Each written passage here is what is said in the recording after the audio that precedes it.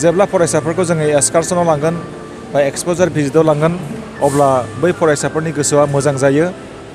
बिसोरो रंजानाय मोनो आं दंफैयो दिल्लीनि इन्दिरा गान्धी इन्टारनेशनेल एयारपर्टआव बेनिफ्राय आङो थांगोन श्रीनगर आंजों लोगोसे दङ आंनि फिसाला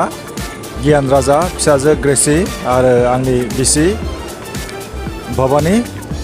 आरो लोगोसे गसाइगाव बिएड कलेजनि फोरोंगिरिफोर टिचार्सफोर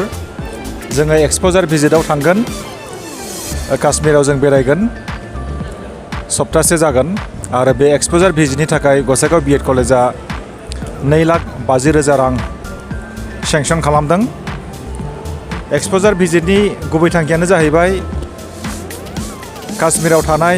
टिचार इडुकेसन इन्स्टिटिउट एबा बिएड कलेज बेयाव थांनानै जोङो बैनि एडमिनिस्ट्रेटिभ सिस्टेम एकाडेमिक एनभाइरनमेन्ट इनफ्रास्ट्राक्चार बेफोरखौ जों नायगोन आरो लोगोसे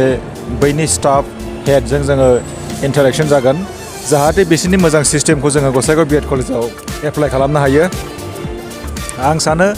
एक्सप'जार भिजिटखौ बयनिबो थाखाय होनांगौ आरो बियो जोबोरैनो गोनां मानो होननानै बुङोबा जोङो जोंनि आइडियाखौ जों एक्सचेन्ज खालामनांगौ आरो गुबुननि जि मोजां बेखौ जोङो सोलोंनांगौ जोंबो जाहाथे जोंनि गसाइगाव बिएड कलेजखौ मोजांसिन खालामनो हायो मोनफ्रोमबो बिथिङाव साबसिननिफ्राय हामसिन खालामनो हायो मोनफ्रोमबो बिथिङाव बे थांखिजों जोङो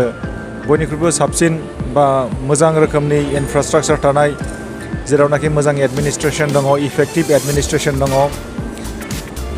आरो लोगोसे क्वालिटि एकाडेमिक एनभाइरनमेन्ट दङ बेयाव जोङो थांगोन बेरायहैगोन जेब्ला मानसिया मुखुब थायो अब्ला जोबोरै मेंनाय मोनो फिजिकेल टायार्डनेस मेन्टेल टायार्डनेस बेखौ जों मोनो दा बेनिखायनो जोङो रिफ्रेश खालामनांगौ जोंनि देहाखौ जोंनि गोसोखौ जोंनि मेलेमखौ जोंनि रोंनायखौ जों रिफ्रेश खालामनांगौ आरो जेब्लानाखि जोङो एक्सप'जार भिजिट खालामगोन बा एक्सकारसन थांगोन बा पिकनिक थांगोन जोङो गोबां बाथ्रा गोबां लेसन जोङो सोलोंनो हायो जोंनि गोसोखौ जोङो मोजां लाखिनायजों लोगोसे जोंनि रोंनायखौ जोङो बुरजा जों खालामनो हागोन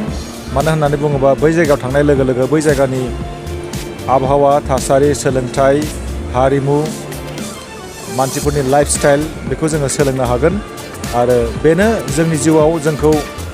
गोहोम खोख्लैनो हागोन जोंबो मोजां जानो हागोन जोंनि आइडियाफोरखौ जोङो गुबुननो होनानै गुबुननि आइडियाफोरखौ जोङो सोलोंनांगौ लानांगौ जोंनि गेजेराव आइडियाफ्रा एक्सचेन्ज जानांगौ बेनि थाखायनो जोबोरै गोनां आरो जर'खायै फरायसाफोरनि थाखाय एक्सकारसन बा एक्सप'जार भिजिट बेफोरो जोबोरै गोनां बिब्दिनो एक्सप'जार भिजिटफोरखौ हिस्ट्रिकेल इम्परटेन्स प्लेसेस आरो हादोर बा इन्टारनेशनेल जायगाफोरखौ बेरायनांगौ जेरावनाखि थांनानै मानसिफ्रा सोलोंनो हायो जेरावनाखि गोदान गोदान सोलोंनो हायो सोलोंथाइनि बिथिङाव टेक्न'लजिनि बिथिङाव बा गुबुन बिथिङाव जाहाथे सोलोंनो हायो आरो सोलोंनायानो जोंनि रोंनायखौ बांसिन खालामो जोंनि जि एडुकेसन सिस्टेम बेखौ धोनि खालामो साफ्रोमबो फरायसाफ्रा बा जाय फरायसाफ्रा स्कुल ड्रप आउट जाबाय फरायनायखौ नागारबाय बैसोरबायदि फरायसाफोरखौबो जोङो गुबुन जायगायाव लांनानै